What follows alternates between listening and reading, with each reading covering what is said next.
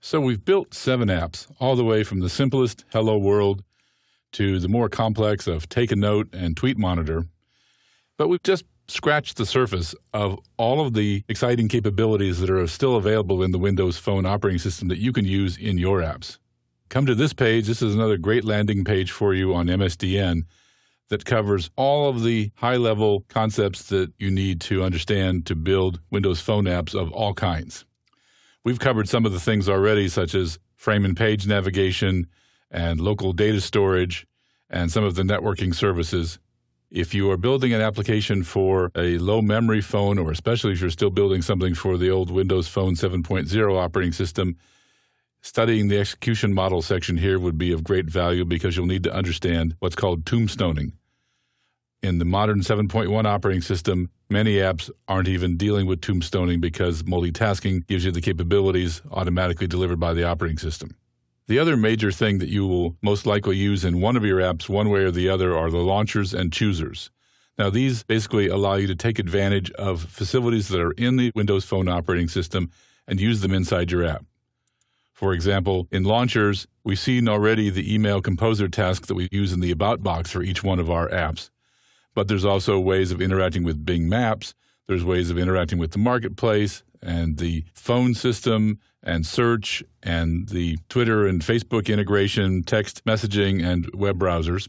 And then there's also choosers, so that when the user wants to pick an address, take a picture, pick someone's email address from their People Hub, invite someone into a game session, pick a photo from the photo library, you'll want to use one of these choosers. Now, in addition to the pickers and choosers, there's also a whole bunch of controls in the toolbox that would also be useful for you to use in your applications. So let's just take a quick look at the tools in the toolbox. There's an ad control that allows you to put advertisements in your app if you want to release a free app that's ad-supported. There's some visual borders. We've used buttons. Canvas is a layout section where anything put in the canvas is located on a pixel basis. Grid is a layout section which allows you to define rows and columns, similar to the way you would do it with a web page, and to be able to say, here's my rows and columns, and this one spans 3 columns.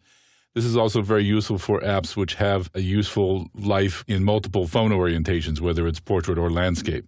In this case, the grid will automatically recalculate the pixel sizes of the controls and, in some cases, give you a sufficient new layout so you can just use the automatic layout features of the phone. Sometimes you actually need to be able to handle orientation changes and simply switch to a completely different page, or have a separate section that you hide and show to do the orientation layout. Ellipse and rectangle. We've used rectangle before. Ellipse is a way of creating circles and ellipses. Hyperlink button is a way of creating a piece of text with a hyperlink in it so that when you touch it, it will either take you to navigate to another page or will open up a web page.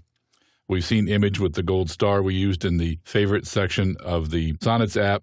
You've seen we've used Listbox. Map allows you to embed Bing Maps directly into your app.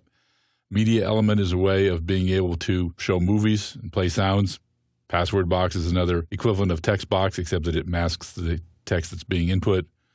Radio buttons are the kind of thing I'm sure you're familiar with if you build any other Silverlight apps. Scroll viewer is a way outside of a list box of creating something in which the user can scroll one way or another. Sliders allow you to make some various changes, and we'll see some really nice, fancier sliders in the toolkits we're about to look at. Stack panel is similar to grid, except that everything just stacks up one on top of the other from top to bottom. We've used text block and text box, and web browser, again, is a way of allowing you to embed a web browser in the middle of your app. So that's what's in the operating system as provided by Microsoft. There are 2 really great free and open source toolkits, the Silverlight toolkit for Windows Phone and the Coding for Fun toolkit for Windows Phone, both from Microsoft, that we'll take a look at now so you can see what kinds of facilities are in there that you can also use in your apps and customize if you want, because those are open source.